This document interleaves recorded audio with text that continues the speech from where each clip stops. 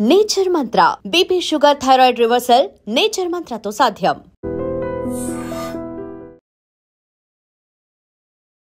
Welcome to I dream. నేను ఉదయశ్రీ. ఇవాళ మనం డిస్కస్ చేసుకోబోయే టాపిక్ దేవిక అనే అమ్మాయి. తన వయసు 25 సంవత్సరాలు. 2 నెలలు ప్రేమించి ఆ తర్వాత పెళ్లి చేసుకుంది. పెళ్ళైన 2 నెలలకి ఆమె చనిపోవడం జరిగింది. ఆమె భర్త పైన అనుమానం వ్యక్తం చేస్తుంది ఆమె తల్లి. ఇప్పుడు ఇది సోషల్ మీడియాలో చాలా వైరల్ అవుతుంది. తన తల్లి రోదన చూస్తూ ఉంటే గుండెలు అవిసిలిపోయేలా తను ఏడుస్తూ ఉన్న దృశ్యాలు చూస్తూ ఉంటే మాత్రం చాలా విచారంగా అనిపిస్తుంది. చాలా హృదయ విదారక దృశ్యాలు అవన్నీ కూడా. సో ఇదే ఇవాల్టి మన టాపిక్. దీని గురించి మాట్లాడడానికి మనతో ఉన్నారు motivational speaker, public speaker, family counsellor Rajani Rama గారు. మాట్లాడదాం. నమస్తే అమ్మ, వెల్కమ్ టు. నమస్తే, థ్యాంక్ యూ. ఓకే, పెద్దలు కుదిర్చిన వివాహాల్లో అంటే ఒకరికొకరు కొత్త, వాళ్ళల్లో గొడవలయ్యి చనిపోతూ ఉన్నారు, సూసైడ్ చేసుకున్నారు అంటే దానికి ఒక అర్థం ఉంది. అండర్స్టాండింగ్ లేకపోవడం, విడిపోవడానికి కారణం, లేదంటే ఇతరత్ర కారణాలు చాలా ఉంటాయి ఒకరికొకరు కొత్త కాబట్టి. కానీ ప్రేమించి పెళ్లి చేసుకున్న వాళ్ళల్లో కూడా ఈ డిస్టర్బెన్సెస్ ఏంటి అంటే ఒకరి గురించి ఒకరు ప్రేమలో ఉన్నప్పుడు ఎందుకు తెలుసుకోలేకపోతూ ఉన్నారు ఎదుటి పర్సన్ గురించి. అంటే ఇక్కడ వాళ్ళ కళ్ళు వాళ్ళని మోసం చేస్తూ ఉన్నాయా, ప్రేమ వాళ్ళని మోసం చేస్తుందా? ఇక్కడ ఏం జరుగుతోంది? దేవిక కేసులో ఏం జరిగిందంటారు? అంటే వీళ్ళ అంచనాలు తప్పుతున్నాయి. అంటే అంచనా వేయడం రావట్లేదా అనిపిస్తుంది ఇలాంటి కేసులు చూస్తుంటే. ఎలా అంటే ఇప్పుడు 2 months మాత్రమే లవ్ చేసుకున్నారు. దానికి లవ్ అని కూడా పేరు పెట్టలేమేమో. అసలు ఏదో ఒక కలీగ్, అతను సేమ్ గూగుల్ టెక్లో వర్క్ చేస్తున్నారు. అసలు ఈ అమ్మాయి అగ్రికల్చరల్ ఎంఎస్సి చేసింది పూణేలో. సరే, గూగుల్ టెక్లో జాబ్ వచ్చింది, ఇందులో జాబ్ చేస్తుంది. అక్కడ అతను కూడా వర్క్ చేస్తున్నాడు. చేస్తున్నప్పుడు ఇప్పుడు ఫిగర్స్ అట్రాక్షన్గా ఉండొచ్చు. ఒకళ్ళ ఈ అమ్మాయి కూడా చాలా అందంగా ఉంది. ఇప్పుడు అతను ఎలా ఉన్నాడని మనకు తెలీదు. అతనే ఈ అమ్మాయికి అట్రాక్ట్ అయ్యి లవ్లోకి దింపాడా, లేకపోతే అతను కూడా బాగున్నాడా, ఇద్దరు పరస్పరం ఇష్టంతో ఇష్టపడ్డారా అనేది అది చెప్పలేం మనం, యాక్సిడెంట్. సరే, ఏదేమైనా సరే ఆ ఇష్టాన్ని వీళ్ళు లవ్ అని అనుకుని ఉండొచ్చు. సరే, మనకు అంతా బాగుంది. అతను కూడా ఒక్కడే కొడుకట, మేబీ ఒక సిస్టర్ ఉంది. కొడుకైతే ఒక్కడే. ఈ అమ్మాయి కూడా తల్లికి ఒక్కటే. మరి ఈ అమ్మాయికి ఏమో తండ్రి లేరు, తల్లి ఒక్కటే కష్టపడి. అంటే ఈ అమ్మాయి చిన్న వయసులోనే 10th class, 10 years old baby. అప్పుడు వాళ్ళ ఫాదర్ చనిపోతే ఆవిడ పాపం కష్టపడి పెంచి చదివించి, చూడండి ఆ తల్లికి ఒకటే ఒక తోడు. ఆవిడ చెప్తుంది, మా పాప లేకపోతే నేను ఉండలేను, నేను లేకపోతే మా పాప ఉండలేదు అని అన్నప్పుడు డిగ్రీ వచ్చి డెహ్రాడూన్లో చదివించారు. మళ్ళీ ఎంఎస్ వచ్చేసి పూణేలో చదివించారు. అంటే ఇన్ని సంవత్సరాలు పాపని దూరంగా పెట్టి అంత హైయర్ ఎడ్యుకేషన్ ఇప్పించి ఆమె భవిష్యత్తు బాగుండాలని ఒంటరి పోరాటం ఆవిడ చేశారు కదా. భర్త ఎప్పుడో పోయారు, 15 సంవత్సరాలు అయిందట. మరి ఆవిడ యంగు, పాప మరీ చిన్నది. ఎంత కష్టపడి వాళ్ళ బ్రదర్స్ సాయంతో ఉంటారు కదా, ఫ్యామిలీ మరుదులు వాళ్ళ సహాయంతో పాపం కష్టపడి ఎంతో ఇదిగా పెంచినప్పుడు ఆ విలువలు ఎవరికి తెలియటం లేదు. ఉదయ తెలియకుండా ఒక ఏజ్ వచ్చేటప్పటికి ఏమవుతుందంటే తను స్పౌస్ కోసం వెతుక్కోవడము, అది ఆకర్షణని ఏమంటారు, ప్రేమ అనుకోవడము. ఆబ్వియస్లీ ఏమవుతుందంటే ఇక్కడ కొంతమంది మంచి మాటకారులు ఉంటారు ఉదయ, చాలా జనాకర్షణ ఉంటుంది కొంతమందికి.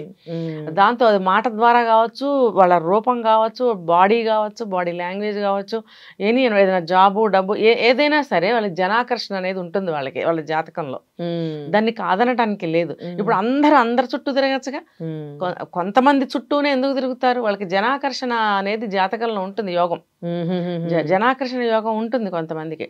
ఆ ఉన్నప్పుడు ఆటోమేటిక్గా అట్రాక్ట్ చేయగలుగుతారు. వాళ్ళు ఉన్న దగ్గర 10 మంది వచ్చి చేరతారు. లేదు, ఇటువంటి కేసుల్లో చూసుకుంటే ఇప్పుడు 2 నెలల్లో లవ్ ఏంటి, పెళ్లి వరకు వచ్చేయడం ఏంటంటే అది కూడా ఒక ఆకర్షణ. అతను బాగా, ఆవిడ చెప్తున్నారు కదా వాళ్ళ మదరు, అంటే చిన్నప్పటి నుంచి తల్లి ఎంత కష్టపడి కని పెంచిన ఇది మాత్రం ఒక అట్రాక్షన్, అంటే మీన్స్ ఈ ఆకర్షణ, ఈ ప్రేమ దీన్ని డామినేట్ చేస్తుంది అంతే. ఇక్కడ మనం ప్రతిదానికి మనం వాళ్ళని టార్గెట్ చేయలేము పేరెంట్స్ని.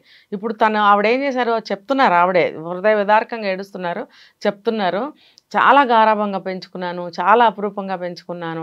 నిజమే, అందరూ చేసే అంటే పిల్లల్ని అలాగే పెంచుకుంటున్నారు. ముఖ్యంగా ఒకటే కిడ్, ఫాదర్ లేరు అని అంటే ఇంకా అసలు ఒక గాజు బొమ్మను చూసినట్టు చూసుకుంటారు.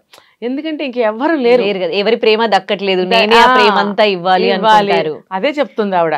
స్కూల్ కి ఆటోల్లో పంపించడం, బస్సుల్లో పంపించడం, పిక్నిక్లకు పంపించడము, అవన్నీ లేవు. మా పాపకు అవన్నీ లేవు. ఆ ఎంజాయ్మెంట్స్ ఏమీ లేవు. చాలా అపురూపంగా పెంచుకున్నాను. నాదే లోకం, పాపకు నేనే, నాకు పాప లోకంగా మేమిద్దరం ఉంటాము అని అన్నప్పుడు ఆవిడకి ఫ్యూచర్ ఆవిడ ఎస్టిమేట్ చేయలేకపోయింది.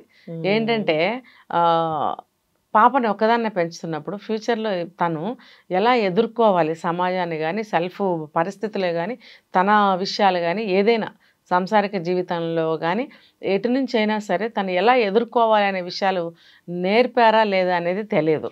అసలు ఎవ్వరు నేర్పించారండి. ముందుగా ఎడ్యుకేట్ చేయాల్సింది ఈ విషయంలో ఆడపిల్లల్ని కదా. ముఖ్యంగా అడిగిన క్వశ్చన్కి అనమాట ఇది జాగ్రత్త, ఇది సమాధానం ఏంటంటే ఆవిడ తల్లి ఎంత కష్టపడి పెంచింది కదా, అవి గుర్తు రాలేదా అని మీరు అడిగారు. గుర్తు రాదు ఆబ్వియస్లీ. ఎందుకనంటే ఏ వయసుకి ఆ కోరికలు ఉంటాయి. ఇప్పుడు చిన్న వయసులో బిస్కెట్లు చాక్లెట్లు కావాలి, ఇంకొక వయసు వచ్చిన తర్వాత కలర్ఫుల్ బొమ్మలని, అవని, గౌన్లని, బట్టలని ఏవో, కొంచెం వయసు వచ్చాక జ్యువెలరీ ఏదో పెట్టుకోవాలి, మంచి మంచి డ్రెస్సులు వేసుకోవాలి, కొంచెం వయసు వచ్చిన తర్వాత మంచి స్పౌస్ని ఎత్తుక్కోవాలి, ఒక అందమైన అబ్బాయిని, బాగా సంపాదించేవాడిని, సినిమా హీరో లాంటి అబ్బాయి నా భర్తగా రావాలి అనే ఆలోచనలు వస్తూ ఉంటాయి. అది హార్మోన్స్ ప్రభావం కూడా ఉంటుంది కాబట్టి ఆ ఆలోచనలు ఆ వయసులో అట్లానే సాగుతాయి.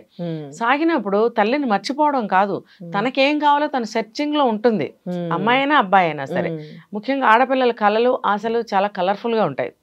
ఉన్నప్పుడు అచ్చం సినిమా హీరో లాగా, సినిమాలో హీరో ఎలా అయితే ఉంటాడో అన్ని విధాల, అప్పుడే కదా అతను హీరో అవుతాడు, అన్ని క్వాలిటీస్ ఒక మనిషిలో ఉండాలి అని కోరుకుంటూ ఉంటారు. అదేదో సినిమాలో పాట ఉంది కదా మహేష్ బాబు మీద, 6 అడుగులు ఉంటాడా సాంగ్. మరి ఆ పాటలో ఎన్ని రిక్వైర్మెంట్స్ చూసారు కదా. సో అలా ప్రతి ఆడపిల్ల కోరుకుంటున్నప్పుడు తల్లి గుర్తు రాదు కాసేపు. గుర్తంటే ఆ వింగ్ వేరు, ఆ భాగం వేరు. లైఫ్ లో అన్ని పార్ట్లు ఉంటాయి, తల్లి అనేది ఒక పార్ట్, తనే మెయిన్ కాదు, అక్కడ ప్రియారిటీ కాదు, తను ఇంపార్టెన్స్ కాదు. ఇప్పుడు జాబ్ ఉంది, తన లైఫ్ లో ఒక పార్ట్, హస్బెండ్ ఒక పార్ట్, లవ్ ఒక పార్ట్, ఫ్రెండ్ ఒక పార్ట్, మా పేరెంట్స్ ఒక పార్ట్, సిబ్లింగ్స్, ఇట్లా పార్ట్స్ ఉంటాయి. లైఫ్ అన్నాక ఒకటే ఏది ఉండదు, అన్ని సమపాళ్ళలో అన్ని పార్ట్స్ ఉంటాయి. సో ఆ టైంలో ఈ అమ్మాయి అట్రాక్ట్కి గురైంది, పెళ్ళి అని అనుకున్నారు. ఏంటి 2 నెలల్లో ఇలాగా అని చెప్పి ఈవిడ పిలిపించారట. పిలిపించి వాళ్ళని వీళ్ళని పిలిపించి మాట్లాడితే ఏం చెప్పారు, పిల్లలు బాగా ఇష్టపడుతున్నారు, మాకు ఒక్క అబ్బాయి ఒక్క కూతురు ఉంది, మీకు కూడా ఒక పాపే కదా, మంచిగా ఉంటారంటే వీళ్ళ చుట్టాలు ఏమని సజెస్ట్ చేశారంటే, నువ్వు ఒక్కదానివే కదా, అల్లుడిని ఇల్లరకం తెచ్చుకుంటే బాగుంటుందని సంబంధాలు వాళ్ళు కూడా చూస్తున్నారట. చూస్తుంటే ఇంతలో చేసుకుంటామమ్మి అంటూ ఈ విషయం బయట పెట్టింది. పెట్టినప్పుడు ఏమైంది, సరే లవ్ చేసుకున్నారు, ఇష్టమైన వాడికి ఇచ్చి చేస్తే బాగుంటుంది కదా అని ఈవిడ కూడా ఆలోచించింది. సరే అందరూ ఒప్పుకున్నాక ఇల్లరకం అడిగారు. ఆ ఇల్లరకం కాదు కానీ నాకు ఒక్క కొడుకే కదా, ఇద్దరిని సమంగా చూసుకుంటాడులే అని. బాగానే ఉంది, ఆ జడ్జిమెంట్ కూడా బాగానే ఉంది. ఒకటే కొడుకున్నప్పుడు ఇల్లరకం పంపలేరు, మరి వాళ్ళని ఎవరు చూస్తారు. సో అలా సరే ఒప్పుకున్నారంట వీళ్ళు కూడా. ఒప్పుకున్న తర్వాత 20 రోజులలోనే పెళ్ళి. ఎందుకు అని అంటే జాతక బలాలు ఇప్పుడు గ్రహస్థితులన్నీ మ్యాచ్ అయినాయి, బలంగా ఉంది బలము, ఇప్పుడు చేయాలి, లేదంటే 2 years తర్వాత కానీ ఆ ముహూర్తం మనకి లేదు అని అన్నారు. అదే ఎట్లెట్లా ఉంటుంది 2 సంవత్సరాల తర్వాత. సరే ఏదో నమ్మారు, చేశారు. పిల్లలు ఇష్టపడుతున్నారు, తొందరపడుతున్నారని పెళ్లి చేసి పంపినాక ఒక నెల రోజులు బాగానే ఉన్నారు, మళ్ళీ గొడవలు ఏంది బాబు అని అడిగితే చెప్తా, ఏదో ఒకటి గొడవలు. ఏ విషయం అతనికి అన్ని లేని అలవాట్లు లేవట ఆ అబ్బాయికి, మొత్తం అలవాట్లు. తర్వాత ఆ భార్య మీద అనుమానం అట. తర్వాత అతను ఫోన్ వస్తే ఆఫీస్ కాల్ అని చెప్పి కిందకి వెళ్తాడట.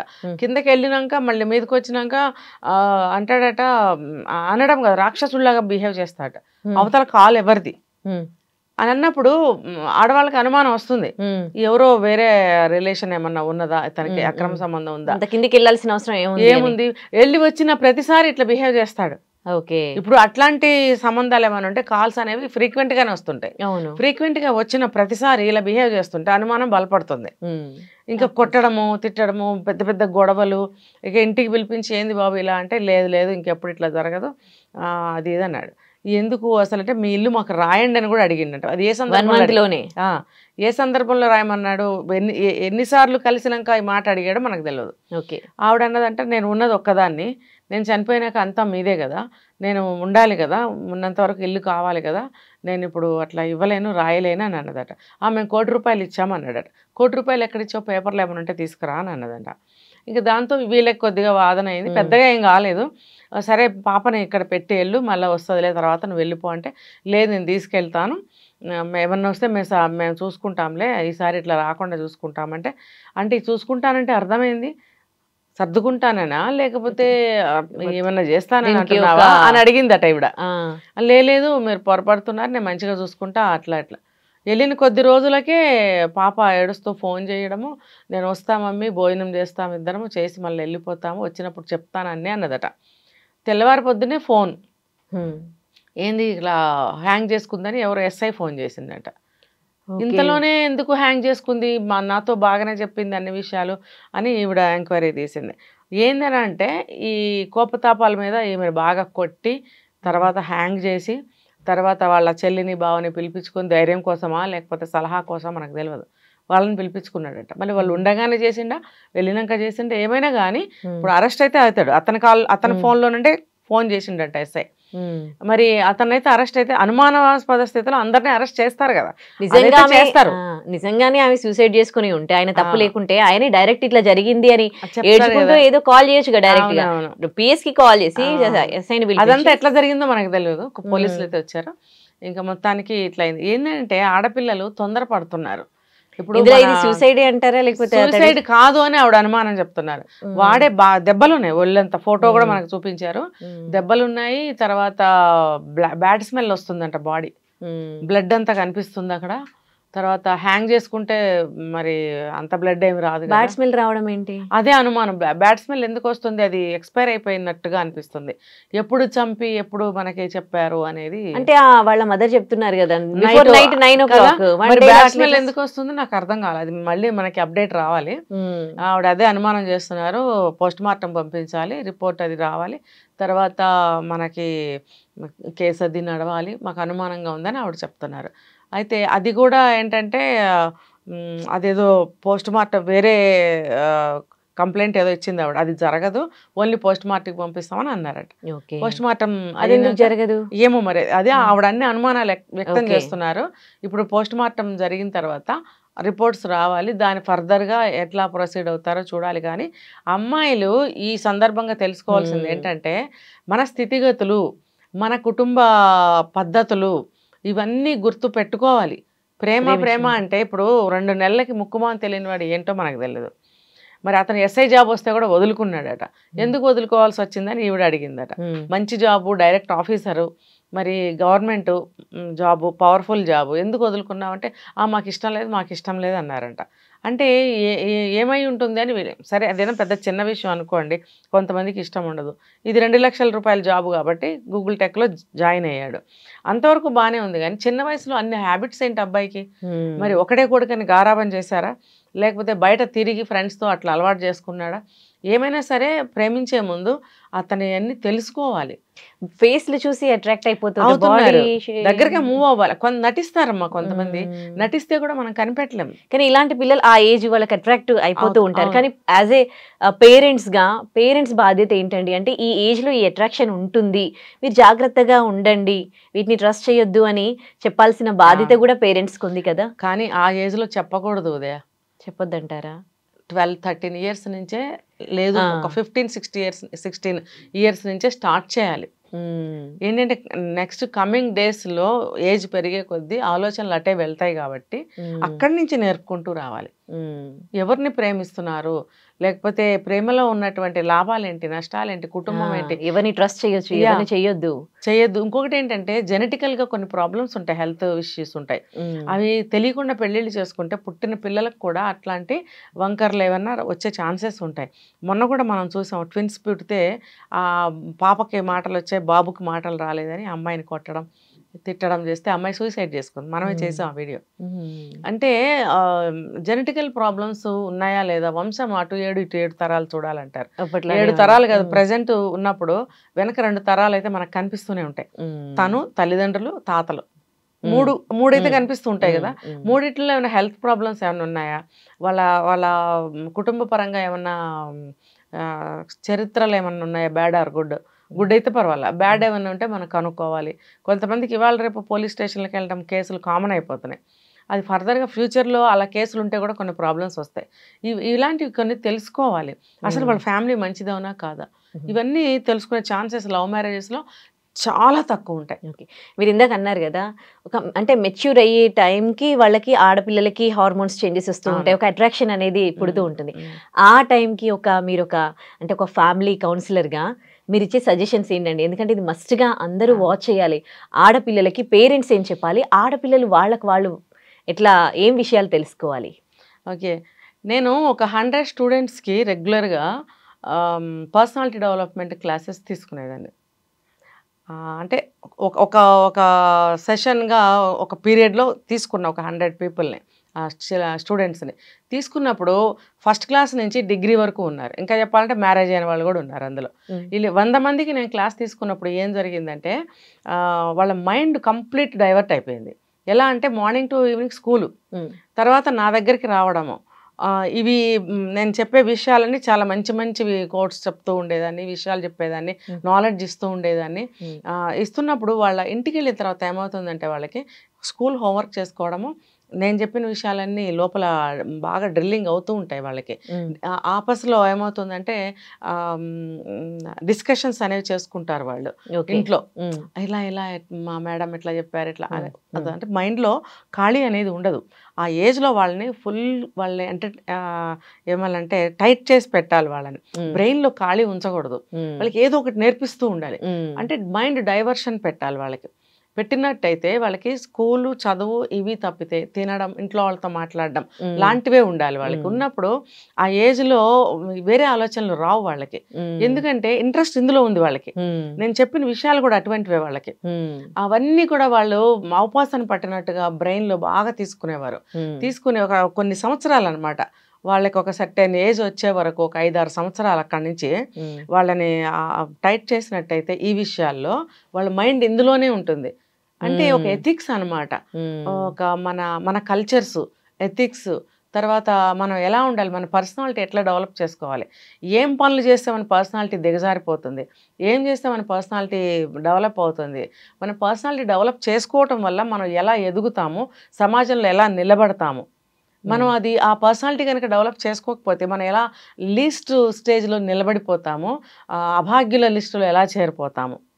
అబ్వియస్లీ అంతేగా. తుని కేసు తీసుకుంటే 13 సంవత్సరాల అమ్మాయి అభాగ్యుల లిస్టులో చేరిపోయింది కదా. ఎందుకంటే పర్సనాలిటీ లేదు అమ్మాయికి, అసలు ఏంటి అనేది తెలియదు ఆమెకు. అది తెలియజేయాల్సిన బాధ్యత తల్లిదండ్రులది. ఎట్లా అనంటే ఇలాంటి వాటిల్లో పెట్టాలి పిల్లల్ని, అంటే బిజీ చేయాలి వాళ్ళని.